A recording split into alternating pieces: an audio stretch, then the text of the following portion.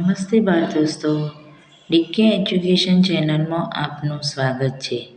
આજે આપણે ધોરણ 7ની સ્વ અધ્યયન પોથીના ભાગ 3માં સામાજિક વિજ્ઞાનમાં પાઠ 11 પર્યાવરણના ઘટકો અને આંતરસંબંધોનું સોલ્યુશન જોઈશું. તો ચાલો સોલ્યુશન જોઈએ. પ્રશ્ન 1. નીચે આપેલ વિકલ્પમાંથી સાચો વિકલ્પ શોધી ઉત્તર લખો. પહેલું છે પર્યાવરણ એટલે, તો જવાબ આવશે સી. વિધાન 1 અને વિધાન 2 બંને સાચા. એટલે કે પૃથ્વીની આસપાસ રચાયેલું કુદરતી ઘટકોનું આવરણ. વિધાન 2 મૃદાવરણ, જલાવરણ, વાતાવરણ અને જીવાવરણ જેવા ઘટકો બનેલું હોય છે. હવે બીજું, કયું આવરણ ઘન, પોપટો, ખડક, ખનિજો અને માટીથી બનેલું નથી? તો જવાબ છે બી. મૃદાવરણ. ત્રીજો, જલાવરણ માટે શું લાગુ પડતું નથી? તો જવાબ આવશે ડી. સૂર્યના પારજાંબલી કિરણોનું શોષણ કરે છે. ચોથો વિકલ્પ, મૃદાવરણમાં નીચે પૈકી કોનો સમાવેશ થતો નથી? તો જવાબ છે સી. નદીઓ. પાંચમો, તમારે ભારત દેશની સૌથી નજીકનો મહાસાગર જોવો છે, તે કયો મહાસાગર હશે? તો જવાબ છે ડી. હિંદ. છઠ્ઠો, માનવ સર્જિત પર્યાવરણ કોને કહે છે? તો જવાબ છે ડી. કોઈ પણ નહીં. એટલે કે એ, બી, સીમાંથી એક પણ નહીં.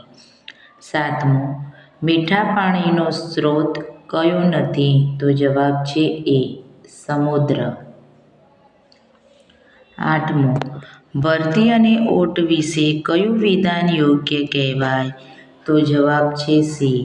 વિધાન એ અને 2 બંને સાચા. એટલે કે સૂર્ય અને ચંદ્રના ગુરુત્વાકર્ષણ બળને કારણે પૃથ્વી પર ભરતી ઓટ આવે છે. વિધાન 2, પૃથ્વીના જુદા જુદા ભાગ સૂર્ય અને ચંદ્રની સામે આવે છે, માટે અલગ અલગ સમયે ભરતી ઓટ આવે છે. નવમો છે, અજૈવિક ઘટકોમાં કોનો સમાવેશ થતો નથી? તો જવાબ છે સી. વૃક્ષો. 10મો, ધ્વનિ પ્રદૂષણની અસરોમાં કોનો સમાવેશ થાય છે? તો જવાબ છે ડી. આપેલ તમામ. એટલે કે બહેરાશ આવવી, માનસિક સ્વાસ્થ્ય પર વિપરીત અસર અને સ્વભાવમાં ચીડિયાપણું. હવે પ્રશ્ન 2. નીચે આપેલી ખાલી જગ્યા પૂરો. પહેલી ખાલી જગ્યા છે કે ઘોંઘાટ એટલે ખાલી જગ્યા પ્રદૂષણ. તો જવાબ છે ધ્વનિ. સમુદ્રનું પાણી કિનારાથી સમુદ્ર તરફ પાછું ફરે તેને ખાલી જગ્યા કહે છે. તો જવાબ છે ઓટ. ત્રીજી, સૂર્યમંડળમાં માત્ર ખાલી જગ્યા ગ્રહ પર જ માનવ સૃષ્ટિ છે. તો જવાબ છે પૃથ્વી. પૃથ્વી સપાટીનો નીચાણવાળો ભાગ પાણીથી ઘેરાયેલો હોય છે, જે ખાલી જગ્યા તરીકે ઓળખાય છે. તો જવાબ છે જલાવરણ. સમુદ્રના ઠંડા પ્રવાહો ખાલી જગ્યાથી વિષુવવૃત્ત તરફ ગતિ કરે છે. તો જવાબ છે ધ્રુવ. હવે પ્રશ્ન 3. નીચેના વિધાનો ખરા છે કે ખોટા તે જણાવો. પહેલું, મૃદાવરણની સપાટીથી જેમ ઊંડે જઈએ તેમ તેમ તાપમાનમાં વધારો થતો જાય છે. તો સાચું. પૃથ્વીની ચારે બાજુએ વીંટળાઈને આવેલા હવાના આવરણને જીવાવરણ કહે છે. તો ખોટું. રેડિયો, ટેલિવિઝન અને મોબાઈલ ફોનના સંદેશા વ્યવહારનું પ્રસારણ મૃદાવરણને આભારી છે. તો ખોટું. સૂર્ય અને ચંદ્રના ગુરુત્વાકર્ષણ બળના કારણે પૃથ્વી પર ભરતી ઓટ આવે છે. તો સાચું. પર્યાવરણને દૂષિત કરતા ઘટકોને પ્રદૂષણ કહે છે. તો ખોટું. હવે પ્રશ્ન 4. જોડકા જોડો. અ ઉત્તર અને બ. તો પહેલું છે કે ધ્વનિ પ્રદૂષણ. તો પહેલા માટે જોડકું આવશે ડી એટલે કે લાઉડ સ્પીકર, ડીજેનો અવાજ. બીજું છે ભૂમિ પ્રદૂષણ. તો બીજા માટે છે એ પ્લાસ્ટિકનો વધુ ઉપયોગ. ત્રીજું છે જળ પ્રદૂષણ. તો એના માટે છે બી એટલે કે ગટરનું પાણી જળાશયમાં છોડવું. અને ચોથું છે હવા પ્રદૂષણ. તો જવાબ આવશે સી વાહનો, કંપનીઓનો ધુમાડો. હવે છે પ્રશ્ન 5 મને ઓળખો. મારા માધ્યમથી અવાજ સાંભળી શકાય છે. તો જવાબ છે વાતાવરણ. હું મનુષ્ય માટે રહેઠાણ છું. તો જવાબ છે મૃદાવરણ. મારામાં વનસ્પતિ, પ્રાણીઓ, જીવજંતુ અને માનવોનો સમાવેશ થાય છે.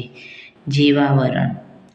હું પૃથ્વી સપાટીનો 29% વિસ્તાર રોકું છું. તો જવાબ છે મૃદાવરણ. હું પૃથ્વી માટે કુદરતી ઢાલની ગરજ સારું છું. તો જવાબ છે વાતાવરણ. પ્રશ્ન 6 આપેલ વિધાનોમાં ખોટો શબ્દ છે કો. પહેલું છે વાતાવરણ સૂર્યના પારજાંબલી કિરણોનું શોષણ કરે છે. જલાવરણ ખોટું છે. પાણીના વહેવાથી મૃદાવરણનું ધોવાણ થાય છે. જલાવરણ ખોટું. જંતુનાશક દવાઓનો મર્યાદિત ઉપયોગ કરવો જોઈએ. અમર્યાદિત ખોટું. વાહનો માટે પીયુસીના કાયદાનો કડક અમલ કરાવવો જોઈએ. સરળ ખોટું. બે ભરતી કે ઓટ વચ્ચેનો સમયગાળો આશરે 12:25 કલાક જેટલો હોય છે. 21:52 ખોટું. હવે પ્રશ્ન 7 સંકલ્પના સમજાવો. પહેલી છે ભરતી ને ઓટ. સમુદ્રના પાણી દિવસ દરમિયાન 2 વખત ઊંચે ચડે છે અને નીચે ઉતરે છે. સમુદ્રના પાણી ઊંચે ચડે તેને ભરતી અને નીચે ઉતરે તેને ઓટ કહેવામાં આવે છે. બીજું છે મહાસાગરીય પ્રવાહો. તો મહાસાગરોના કેટલાક વિસ્તારોમાં પાણીના વિશાળ જથ્થા અમુક નિશ્ચિત માર્ગોમાં નદીઓની જેમ વહેતા હોય છે. તે મહાસાગરીય પ્રવાહો કહેવાય છે. ત્રીજું છે પ્રદૂષણ. પ્રદૂષણ એટલે માનવીની વિવિધ પ્રવૃત્તિઓની આડપેદાશ રૂપે નીપજતા હાનિકારક દ્રવ્યોના પ્રવેશથી કુદરતી પર્યાવરણ દૂષિત થવાની ક્રિયા. ચોથું છે પર્યાવરણ. પર્યાવરણ શબ્દ પરી અને આવરણ એમ 2 શબ્દોનું બનેલું છે. પરી એટલે ચારે તરફનું અને આવરણ એટલે આચ્છાદન. આમ પર્યાવરણ એટલે પૃથ્વીની આસપાસ આવેલું કુદરતી ઘટકોનું આવરણ. હવે પ્રશ્ન 8 નીચેના પ્રશ્નોના 1-2 વાક્યોમાં જવાબ આપો. પહેલું સૂર્ય, ચંદ્ર અને પૃથ્વી લગભગ એક સીધી રેખામાં ક્યારે ક્યારે આવે છે? તો જવાબ સૂર્ય, ચંદ્ર અને પૃથ્વી લગભગ એક સીધી રેખામાં અમાસ અને પૂનમના દિવસે થાય છે. બીજો પ્રશ્ન સીએનજી અને પીએનજીનો વપરાશ શા માટે લાભદાયક છે? સીએનજી અને પીએનજીનો વપરાશ પ્રદૂષણ ઓછું થાય છે તેથી તે લાભદાયક છે. સાંસ્કૃતિક પર્યાવરણ કોને કહે છે? તો માનવ નિર્મિત પર્યાવરણને સાંસ્કૃતિક પર્યાવરણ કહે છે. પ્રશ્ન 4 શહેરી વિસ્તારોમાં પ્રદૂષણની ઘાતક અસરો જણાવો. તો જવાબ શ્વાસના રોગો, ત્વચાની સમસ્યાઓ, પાણીજન્ય રોગો, અવાજથી માનસિક તણાવ અને ગભરાટ જેવી ઘાતક અસરો થાય છે. પાંચમો પ્રશ્ન સમુદ્રમાં ઊંચા મોજાં શા માટે ઉછળે છે? તો સમુદ્રમાં ઊંચા મોજાં પવન, ભૂકંપ અથવા ચંદ્રના આકર્ષણના કારણે ઉછળે છે. પ્રશ્ન 9 નીચેના પ્રશ્નોના સવિસ્તાર ઉત્તર લખો. પહેલો, ધ્વનિ પ્રદૂષણ ફેલાવતા પરિબળો જણાવો. તો જવાબ: કારખાનામાં સતત ચાલતા યંત્રો, વાહનોના હોર્નના અવાજ, સિનેમાઘર, રેડિયો, ટેલિવિઝન અને લાઉડ સ્પીકરોના ઊંચા અવાજો, જેટ વિમાનો અને યુદ્ધ વિમાનોની ગર્જના, મોટા અવાજે વાગતા ડીજે, બેન્ડ બાજા, ઢોલ નગારા વગેરે ધ્વનિ પ્રદૂષણ ફેલાવે છે. બીજું છે, જળ પ્રદૂષણ અટકાવવાના ઉપાયો જણાવો. સૂચવો. તો જવાબ: ઘર વપરાશ અને ઉદ્યોગોથી પ્રદૂષણ પાણીને શુદ્ધિકરણની પ્રક્રિયા કર્યા બાદ જ તેનો નિકાલ કરવો જોઈએ. શુદ્ધિકરણ કર્યા સિવાયના ગંદા પાણીના નિકાલ પર કડક નિયંત્રણો રાખવા જોઈએ. પાણીને પ્રદૂષિત કરતા પદાર્થોના વપરાશ પર અંકુશ રાખવો જોઈએ. ત્રીજો પ્રશ્ન: તમારા ગામ કે વિસ્તારમાં થતા પ્રદૂષણના કારણો જણાવો. તેને અટકાવવા માટેના ઉપાયો જણાવો. ઘર વપરાશનો કચરો, પાણીનો નિકાલ, ખેતીમાં રાસાયણિક ખાતરો, અતિસિંચાઈ, જંતુનાશક દવાઓનો ઉપયોગ. પ્લાસ્ટિકના વપરાશથી પ્રદૂષણ થાય છે. જંતુનાશક દવાઓ અને રાસાયણિક ખાતરના બદલે જૈવિક ખાતર, દેશી ખાતરનો ઉપયોગ. ખેતીમાં ટપક અને ફુવારા સિંચાઈ પદ્ધતિનો વપરાશ કરવો જોઈએ.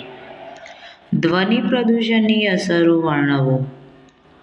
ધ્વનિ પ્રદૂષણથી માણસમાં બહેરાશ આવવી, માનસિક સ્વાસ્થ્ય ઉપર વિપરીત અસર, સ્વભાવમાં ચીડિયાપણું અને કાર્ય કરવાની ક્ષમતામાં ઘટાડો થાય છે. વધારે પડતા ઘોંઘાટથી ઘણા કીટકો અને જંતુઓ નાશ પામે છે.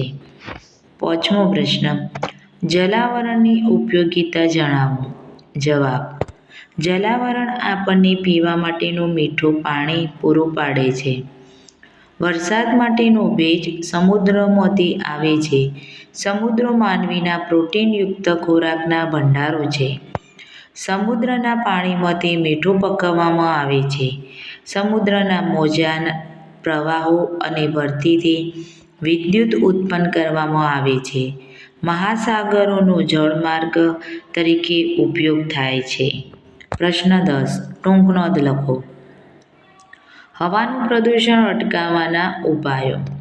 હવાનું પ્રદૂષણ અટકાવવા માટે સરકારે કાયદા બનાવી ચુસ્તપણે અમલ કરવો જોઈએ. ધુમાડો અને ઝેરી ગેસ ફિલ્ટર થાય તેવા સાધનો વિકસાવવા જોઈએ. કોલસો, પેટ્રોલ, ડીઝલ વગેરેનો જરૂર પૂરતો જ ઉપયોગ કરવો જોઈએ. પ્રદૂષણ મુક્ત એવા સીએનજી, પીએનજી અને સૌર ઉર્જાથી ચાલતા વાહનોનો ઉપયોગ કરવો. જાહેર પરિવહનમાં મુસાફરી માટે લોકજાગૃતિ ફેલાવવી જોઈએ.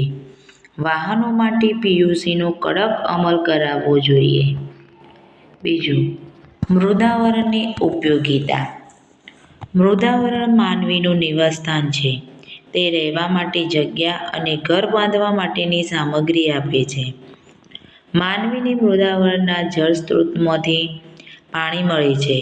મૃદાવરણ પર ખેતી કરી વિવિધ પાક ઉગાડી શકાય છે. ઉદ્યોગ ધંધા અને અન્ય આર્થિક પ્રવૃત્તિ કરી શકાય છે. મૃદાવરણ વનસ્પતિ અને પ્રાણીઓનું નિવાસસ્થાન છે. મૃદાવરણ પરના જંગલો, ઘાસના મેદાનો, પ્રાણીઓ વિવિધ પ્રકારે ઉપયોગી છે. મૃદાવરણમાંથી મળતા ખનિજોનો ઉદ્યોગોમાં અને બીજી રીતે ઉપયોગ થાય છે. હવે પર્યાવરણના ઘટકો. તો મૃદાવરણ પૃથ્વીનું ખડકો અને માટીથી બનેલું આવરણ, રહેઠાણ, ખેતી અને ઉદ્યોગ માટે ઉપયોગી. જલાવરણ મહાસાગરો, નદીઓ અને સરોવર જેવા જળ સંસાધનો ધરાવતું પૃથ્વીનું પાણીનું આવરણ. વાતાવરણ પૃથ્વીને ઘેરતું વાયુમય આવરણ. ઓઝોનથી જીવન સૃષ્ટિની રક્ષા થાય છે.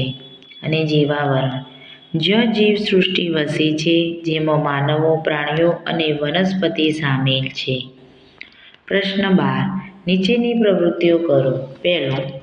તમારી શાળામાં પાણીનો બગાડ થતો અટકાવવા તમે કરેલા પ્રયાસો જણાવો. તો વિદ્યાર્થીઓને નળ બંધ કરવાનું મહત્વ સમજાવવામાં આવ્યું. ટપકતા પાણીના નળોને બદલવામાં આવ્યા. પાણીના પરબ પર પાણી બચાવોના સૂત્રો લખવામાં આવ્યા. વપરાયેલા પાણીનો નિકાલ શાળાના કિચન ગાર્ડનમાં ઉપયોગ કરવામાં આવ્યો. બીજું. પર્યાવરણના ઘટકોની જાળવણી તમે કઈ રીતે કરશો? હું પર્યાવરણના ઘટકોની જાળવણી માટે વૃક્ષારોપણ કરીશ, પાણી બચાવીશ, પ્લાસ્ટિકનો ઓછો ઉપયોગ કરીશ, કચરો યોગ્ય રીતે નાખીશ અને હવા પ્રદૂષણ અટકાવવા સાયકલ ચલાવવાનો પ્રયત્ન કરીશ. બાળ દોસ્તો, જો આ વિડીયો પસંદ આવ્યો હોય તો એને લાઈક અને સબસ્ક્રાઈબ જરૂરથી કરજો અને તમારા મિત્રોને શેર કરજો. નમસ્તે.